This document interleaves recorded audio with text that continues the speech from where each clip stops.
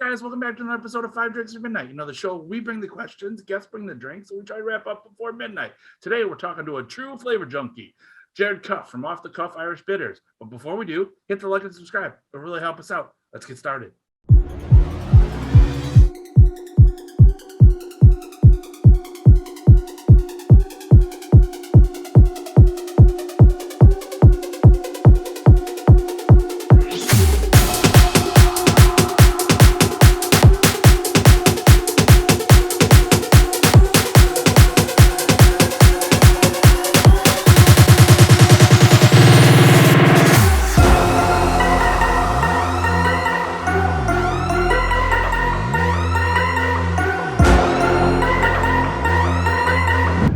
Thank you so much for joining us. 5 drinks or midnight. 5 drinks, 5 questions. Midnight, whatever comes first. It's going to be a lot closer to your midnight than it is our midnight. But thank you so much for joining us, sir. How you doing?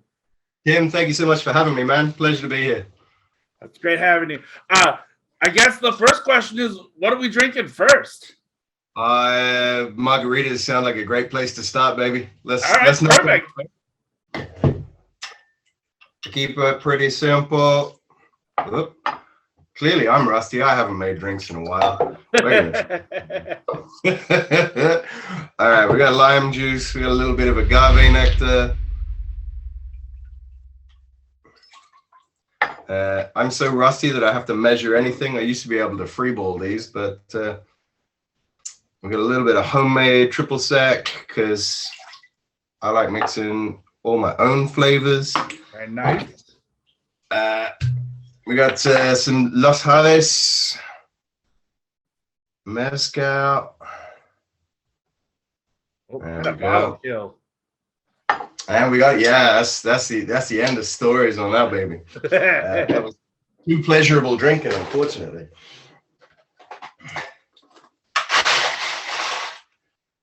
We got a nice little ice box. Keep it simple. I'll just give it a good shake up.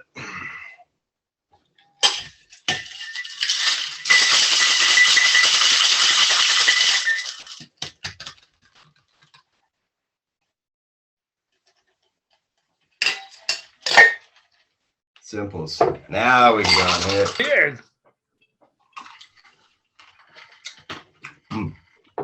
Oh, hot dog. Hot diggity dog. Oh, that's good. That's a good way to start off a Wednesday. Hump day. Yeah. All right. So then, right into question 1, a little bit of an origin story, but professional chef at 19 to barman to now master of Irish bitters. How the hell did you get started in the, I guess, even spirits industry and then becoming a bitter guy? Wow, I've always been a little bit bitter, Tim. The fundamental thing about like bitters and flavor is that it's a constant journey, right? So when we first got going in the bitters, like as an Australian, I rolled into a pub in Ireland and just went, can I get it's the middle of the day, I can't officially start drinking yet. Can I get a lemon, lime, and bitters? And they went, I got no idea what you're talking about. I'm just like, wait, this is a pillar, this is a cornerstone of our drinking culture back home. Like, why doesn't it exist here at all? And that sort of started the conversation and the question as to, like, bitters didn't exist in Ireland, primarily because most people think it's heresy to mix anything with whiskey. And that's kind of fair, but if you're gonna, let's make it good, right? So we went down the pathway of figuring out what was good in terms of flavors and botanicals, and we came from a zero knowledge basis and worked up from there. Bartending and chefing gave us a bit of background in the process and flavor development and how to get there. But in terms of, what it actually is, like, we had no idea. So, walked into the botanical shop and bought everything on the shelf that we had, like, no idea what it tasted like, which was like 98% of the store. It was a big shopping list, but we then went off and extracted all those flavors and just went, okay, cool. Let's start here. Let's work on all these flavors. what's the flavor of the Irish countryside? Let's start there. And Aromatic Hedgerow was born. Awesome. But it started off as a pleasure project. We had no idea that it was going to turn into anything more than just a couple of dudes obsessing about flavor. And to this day, it's still about the obsession, because Lord knows it's not about anything else. Well, then again, too, because again, you're at a place called the Chocolate Factory, correct? Like that, and that's a co-op, or we refer to it as an arts community. Effectively, in the Chocolate Factory, which is right in the heart of town, beautiful old Manhattan-style poured concrete building from late last century. Actually, Irish Manhattan architects came back and built the place. Huge amount of history. It's where Toblerone used to be made in the 1800s. We had all sorts of jams, chef sauce. Everything was made in this place. But then the buildings sat in dereliction for a long time, and it wasn't until a bunch of fruits like us came along and just went, oh, look, maybe we can all just pile in together and make it work. And that's effectively where it was all born. I think there's about 40 different companies in the building these days, spread over 5 floors. I mean, we've got perfumers, we've got screen printers, there's a beautiful cafe in there. There's a soft drink maker called King of Kefir. We've got a knife forger just moved in. We've got loads of photographers and videographers, and there's a denim studio that make bespoke jeans.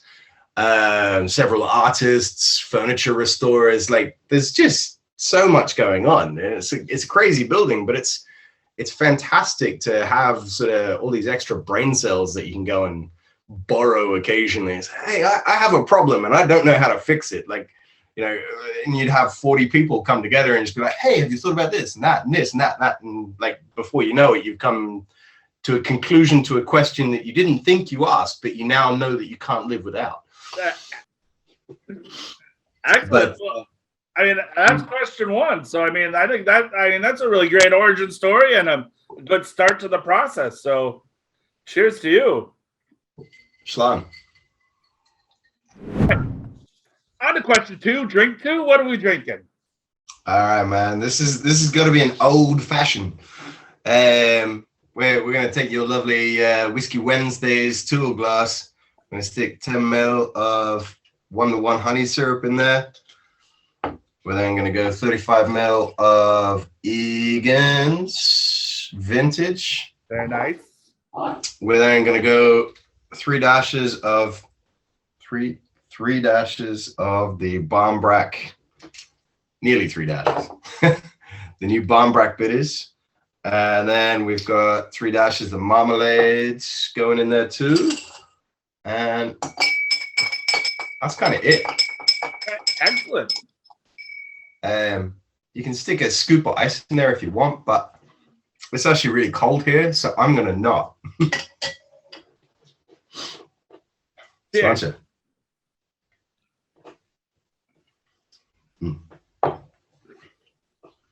What is Barmbrack for people here in the States that have no idea what the hell that is? Well, so Barmbrack is a historic tea cake that is made around Halloween. That is it's very similar to Christmas cake, but it's leavened, so it's a little bit lighter, still full of raisins and full of spices. But in old Irish history, they used to hide rings and pieces of rag and little jewels inside the cake. And if you got that in your slice of brack, there's this whole like telling a fortune thing that comes as part of it. So it's intrinsic. My grandmother used to make them and give them to us, and I nearly cracked a tooth on one of the rings one time. But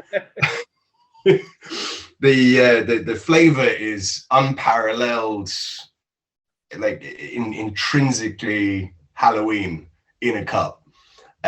You've got all those warm, toasty autumnal spices, loads of raisin sweetness, And for us, it was the perfect description of a dark, spicy bitters that really belongs in the brown spirit drinks that are rife coming off this island at the moment. All right.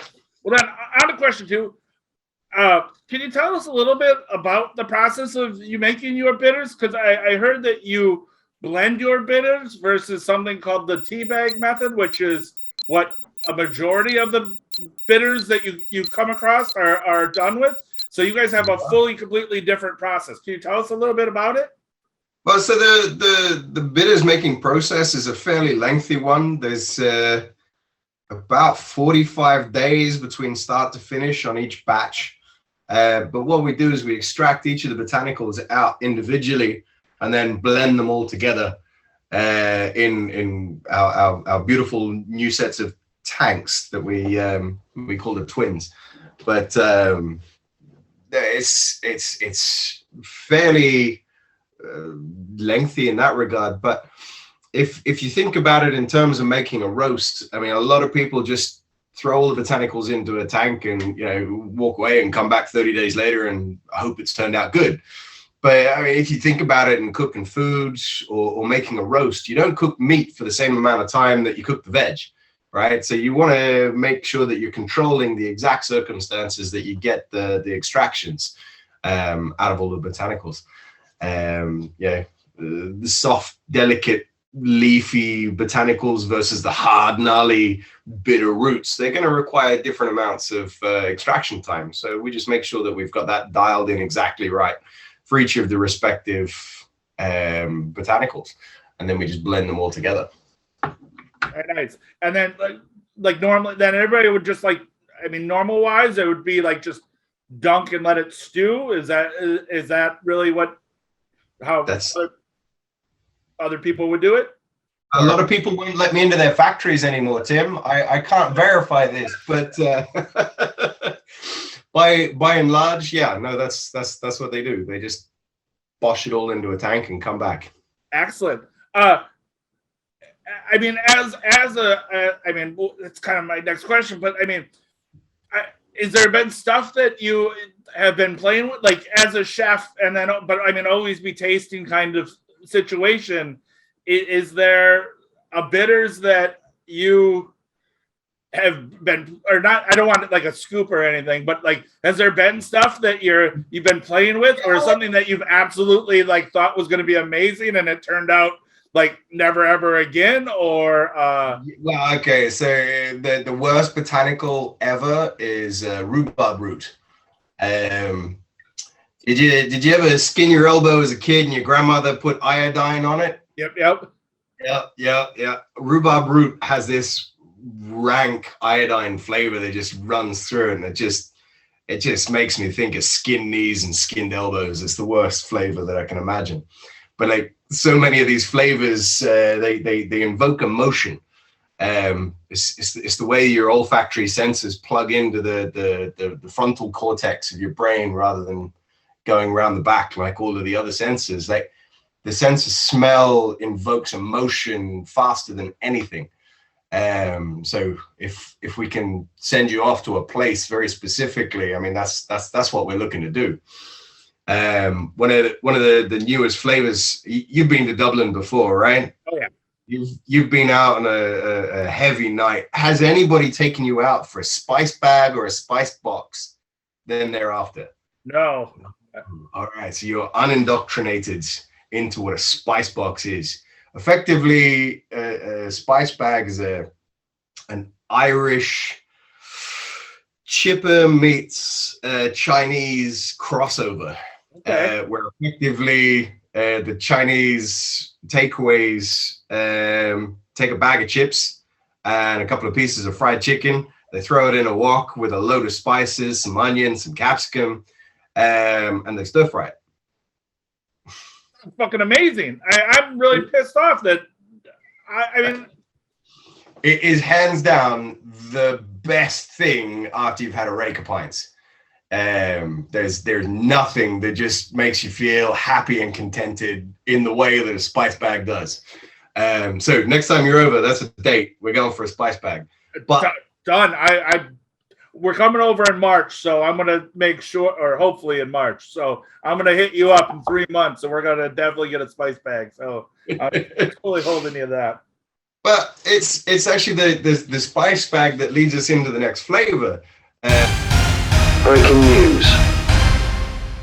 We were hoping to have it out in time for Christmas, but it looks like it's going to be early New Year. But the spice bag Irish bitters is the next one. Oh, awesome. It's a little bit like the Barmbrack in that, you know, if you didn't know what it is, why would you know what it is? But like that's the Irish way.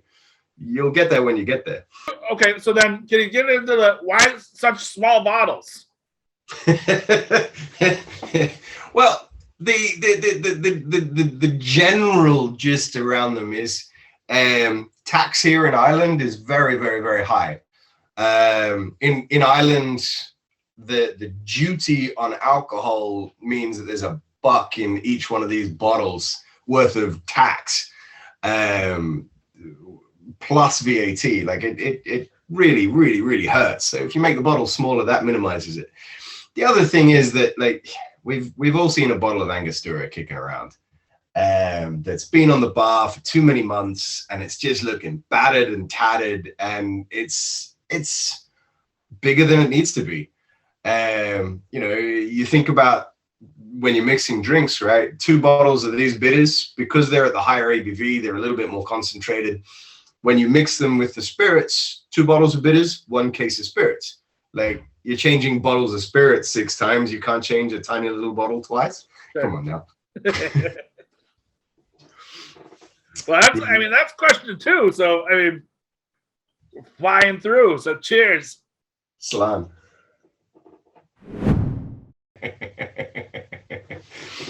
Have you come across the non-alcoholic gins? No.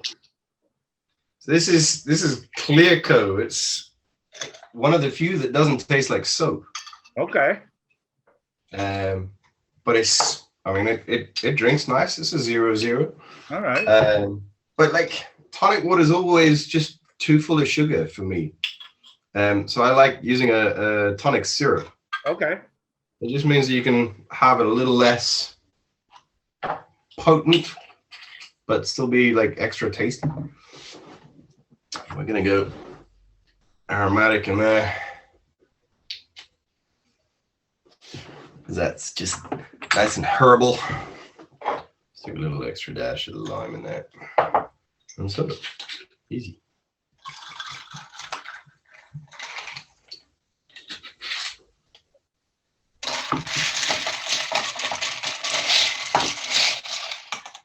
So yours is green. Why is yours green? Mine's almost green, but it was the cucumber tonic. So instead of tonic, it came with so it's got a little cucumber to it, which like that I must have hit the wrong button when I ordered my Fever Tree. So I don't know. There's nothing wrong with a nice cucumber there, Tim. Yeah. So all right. Well, on to question 3. So cheers. Cheers, mate.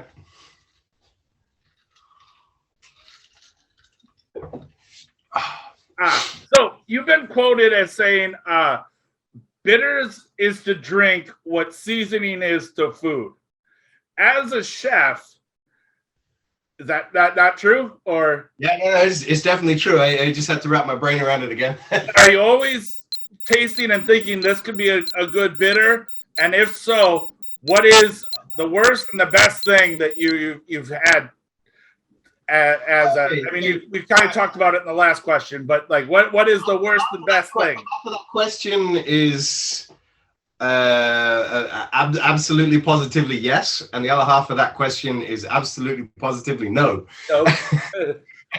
I am always looking at flavor. If I've never heard of it, I have to try it. That's just absolutely part and parcel of my psyche. But you know, I go away on holidays, and yeah, I'm always looking at different botanicals, because like so much of that is circumstantial to the place. Like how many times have you been away somewhere and you're like, oh, I had the most amazing drink, it was this drink, it was these exact recipes, and then like you make it again, you're like, well, that's not as good as it was when I was sitting on a beach. Like, yep. Why is that the case?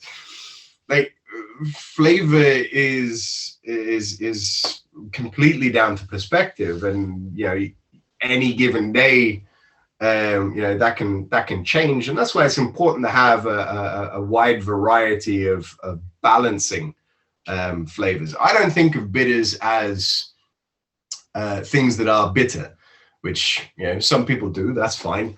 I think of them as ways to balance any given drink. I mean, balance makes a perfect cocktail, in my opinion.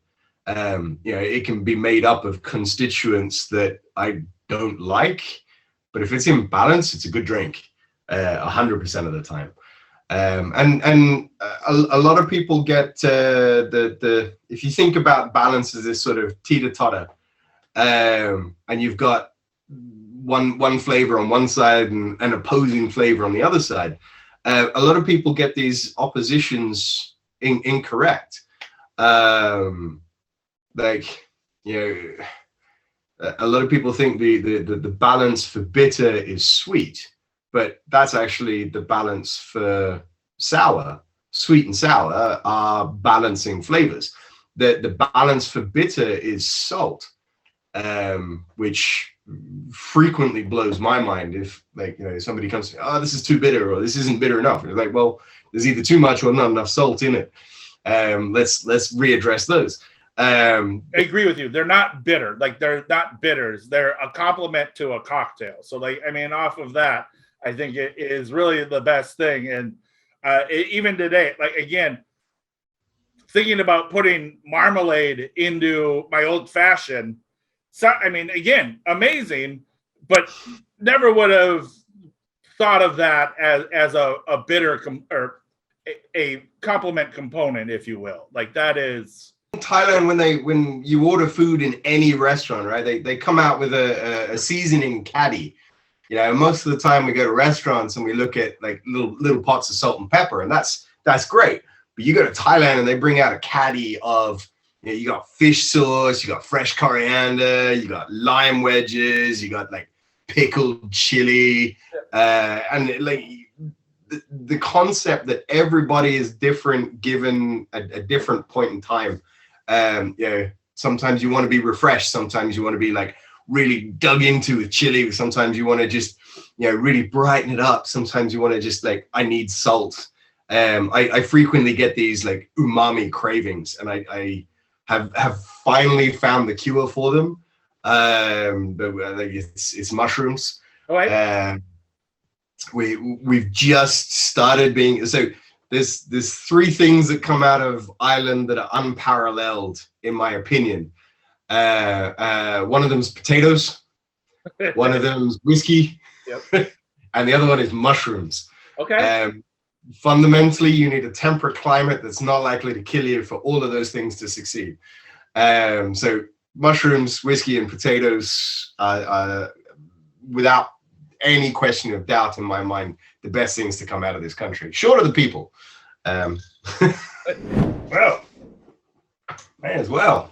Is that your hometown favorite or home country favorite, the LLB highball? LLBs, man. Right. It's an institution where I come from. You can't live without it, but you don't need to, because you can buy it in any cafe, restaurant, pub, cocktail bar, in the whole country.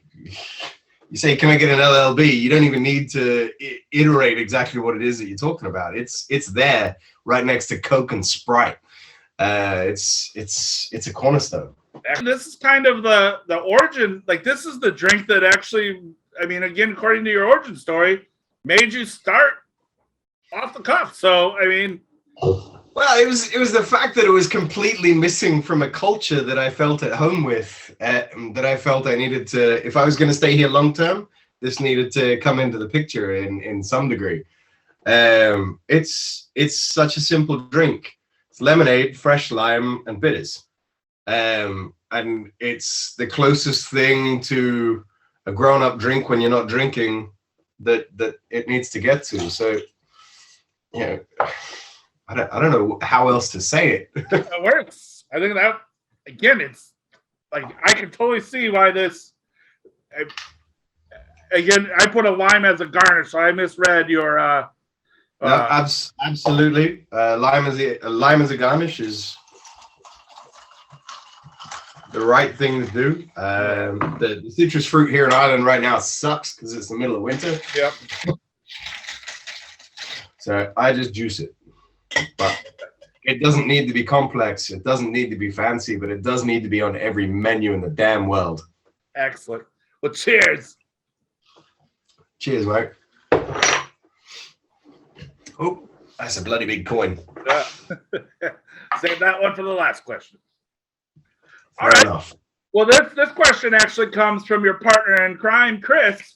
He wants to know, what has your culinary flavor profile taught you about the bar or the bitter business and the industry itself? Wow, that's such a deep question. Patience, humility, budgeting. There's so many things that it's taught me. Things are gonna take twice as long and cost twice as much as you thought they were gonna. The bar industry are massively supportive here in Ireland. But the one thing that nobody tells you when you first set out is that expanding into international markets is a lot harder than you think it's going to be.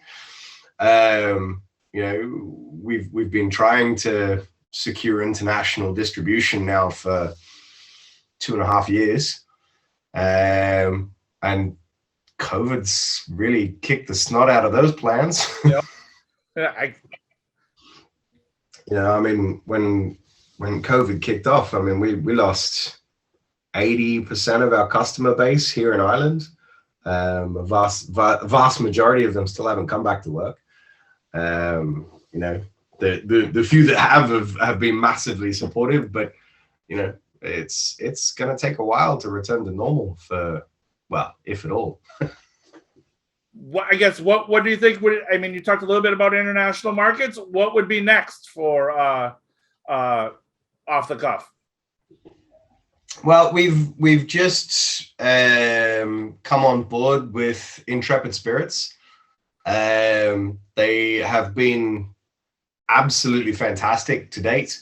We're only just getting started, but they're so on the ball and so sort of well-informed and competent, which are just fantastic attributes to work with, doing anything really. But they've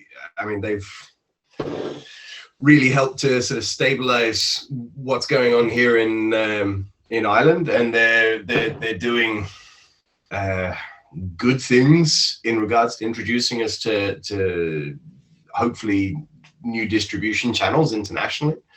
They've got a relatively good standing in the States. We're looking forward to our bitters landing and starting to distribute in the States. We did a collaboration with Mad March Hair, which is one of their portfolio brands, and we released the Mad March Hair Mule Bitters.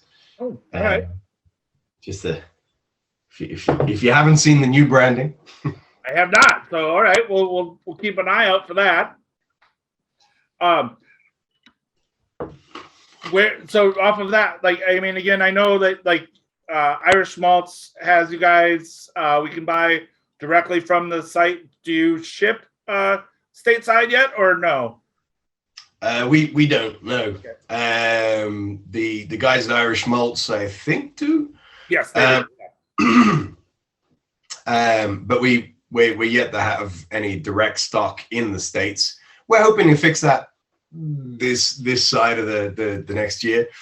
Unfortunately, we're not going to see either Marmalade, Hedgerow, or Chocolate Factory in the States. Full stop. The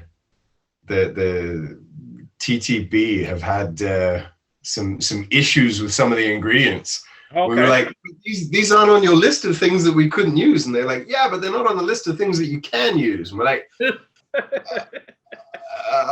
but there's nothing wrong with them. Like, that doesn't matter. They're not on the list, so it doesn't matter. And like, oh man. Cacao shells is one of them in the chocolate bitters. We use the outside of the cocoa bean. So you've got the big bean, and then inside the big bean you've got little pods, and the shell of the little pods. Inside that shell is the nibs, and we use the nibs to make chocolate, which is great. But the shells are a waste product of chocolate manufacturing. But they've still got this beautiful aroma, and they've got a flavor, but they're full of fiber. And the only way to get that flavor out of the fiber is through ethanol extraction, which happens to be the exact process of bitters manufacturing. So we're like, all right, cool. Well, we'll take that flavor out of the cocoa shells, and like away we go. Right, we've got chocolate bitters. These are great. It helps to upcycle a byproduct of chocolate manufacturing. Excellent. And there hasn't been any studies into the edibility of cocoa shells, so the TTB won't allow them. And we're like, oh man, this is nuts. So either we go and pay for studies to get done into these botanicals, which will run into the thousands, or we come up with new recipes. So we'll just do that. All right. So on to our fifth and final question. What are we drinking? Well, we're going to drink an All Halos Sidecar. It was a drink that we came up with for Halloween, but it was a really good excuse to get stuck into the Aqua Vitae. So we're going to kick off with 5 mils of egg whites. We're going to go 1.5 ounces of lemon juice. We're then going to go 1/2 ounce of Aqua Vitae.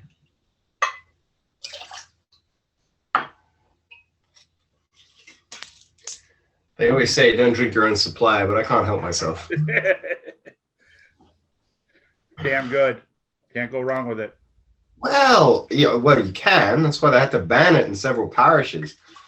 We got 1.5 ounces of Egan's Vintage in there. And then I'm just going to see a little spring in there. Give this little sucker a dry shake.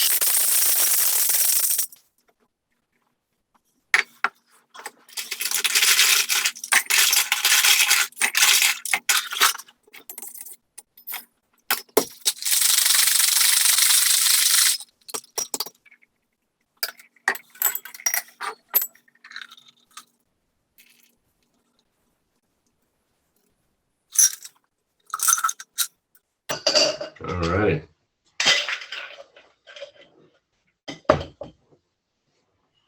Beautiful.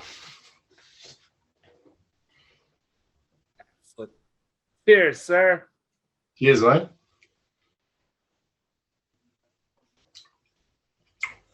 Oh, that's good. That's real good. Ooh. Oh, yeah. Digging that. There we go. As a side note, I actually forgot to stick bitters in it.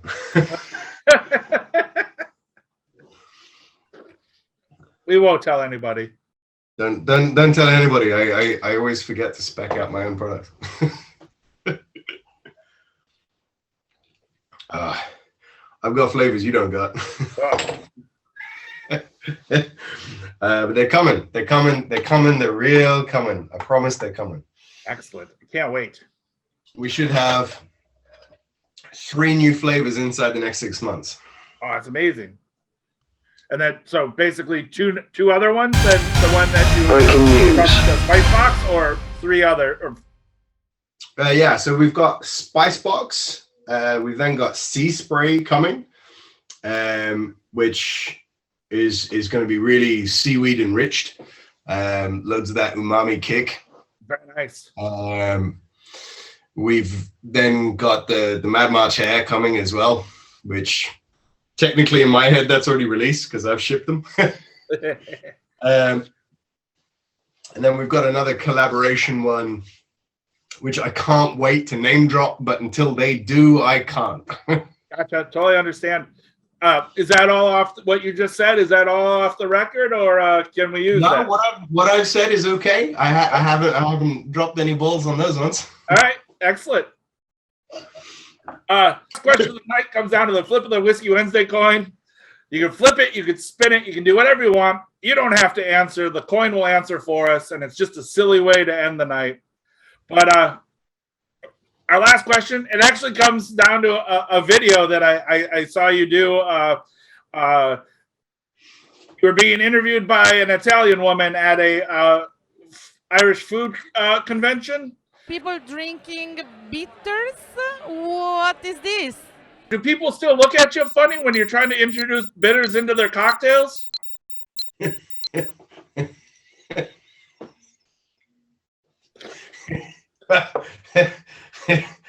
Yeah.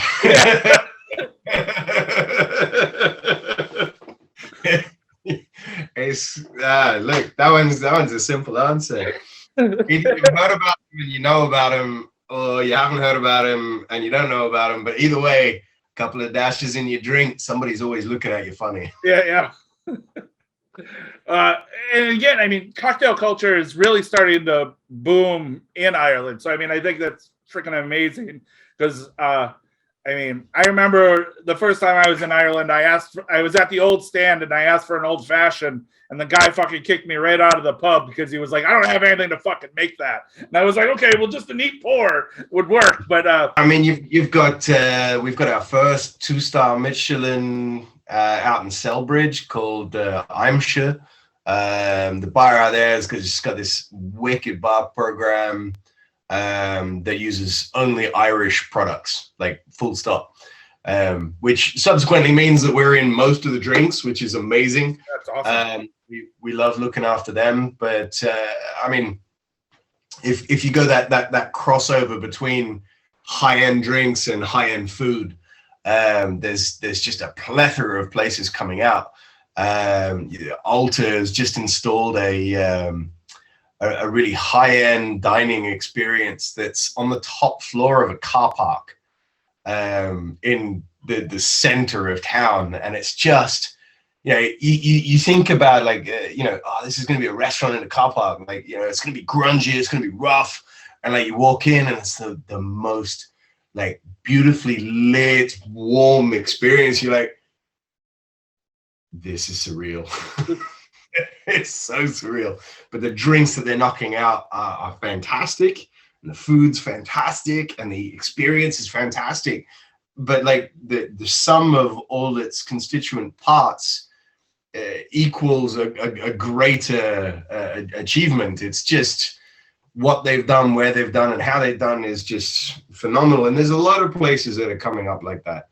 There's a lot of people that have just spent the past 2 years thinking hard about how to make things work, and there's not a hugely receptive audience out there at the moment, but I feel like the next 10 years in the drinks industry in Ireland is going to be life-changing. Despite the fact that that's how long whiskey takes to mature. We've got as of last year, there's 70 producers of Irish whiskey in the country. It's just boggling the number. The resurgence is totally booming again, which is just amazing, and fucking can't wait to get back over there and go drinking. So that's amazing. But a crazy fact for you, right? In 1890, do you know how many registered whiskey producers there were in Ireland?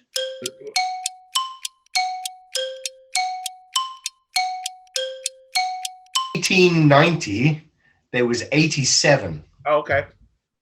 So we're not even back to where we were over 100 years ago. The whole America's going to shut down its drinking culture sort of really kicked that one in its nose back in the day. Yeah. Prohibition sucked for a lot of people, but sure did. People more than the Irish. But it's Ireland then also separated from the UK as well. That that was a painful divorce. Yeah. But it's often untalked about. But one of the side effects of breaking up with the UK is that the second largest whiskey drinking community stopped buying Irish whiskey, and that combined with prohibition in the US, it just killed the industry, and it took 50-60 years for it to finally sink in completely. But like I think the next 5 years is going to see a lot of burgeoning new companies. I think there's going to be a lot of flux, but it's going to be interesting to say the very least. Yeah. I look forward to seeing it with bated breath. Jarrod, thank you so much for joining us. That's 5 drinks down, 5 questions answered, not even close to midnight either time. So thank you, sir, for joining us. I'm going to hold it to you for that spice box in March. So if I don't see you before then, we're definitely getting some spice box in March. So cheers to you, sir. Thank you so much for joining us. Slán. All right. I will